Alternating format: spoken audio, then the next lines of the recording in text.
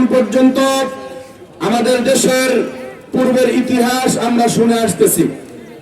আমাদের কাছে স্পষ্ট হয়ে গেছে এদেশেই যারা ক্ষমতায় ছিল তারা জনগণের কল্যাণে কাজ করে নাই, তারা নিজেদের আঙ্গুল ফুলে কলা গাছ হয়েছে, তারা বাংলাদেশে থেকে লন্ডনে বেগমপুরা গড়ে তুলেছে।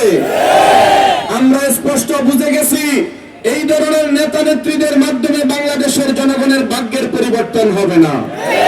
সুতরাং আগামী দিনে এদেরকে আমরা আর ক্ষমতায় দেখতে চাই না। আওয়ামী লীগকে যেমন আমরা বিতাড়িত করেছি, এরাও যদি সামনে এদের দখলদারিত্ব, চাঁদাবাজি, টেন্ডারবাজি যদি বন্ধ না করে এদেরকেও বাংলার জমিন থেকে বিতাড়িত করা হবে। আগামী দিনে আমরা পীর সাহেব চরমনাইয়ের ক্ষমতা দেখতে চাই। আমি আপনাদের কাছে, চৌমুহানীবাসীর কাছে সহজ একটা কথা বলি।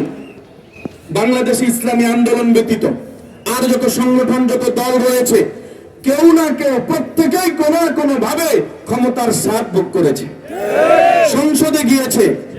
কিন্তু আমরা দেখতে পেয়েছি বাংলাদেশের এরা মুসলমানদের নেতা মনে করে এদেরকে, ইসলামী মৌলবাদের সরকার দাবি করে এদের সংসদে থাকা অবস্থায় মদের লাইসেন্স দেওয়া হয়েছে, পতিতালয়ের লাইসেন্স দিয়েছে।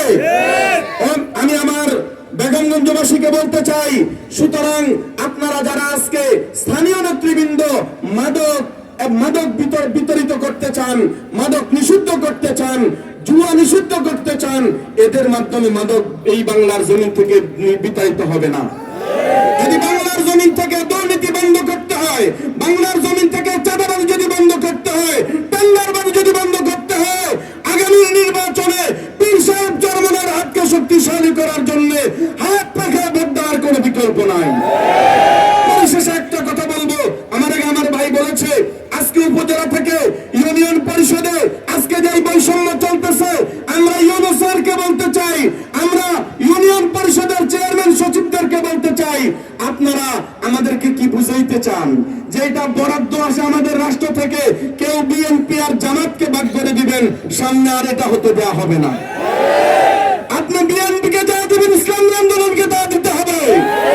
কারণ এই স্বাধীনতার পিছনে ইসলামী আন্দোলনের মতো ভূমিকা আর কেউ দেখাইতে পারে না।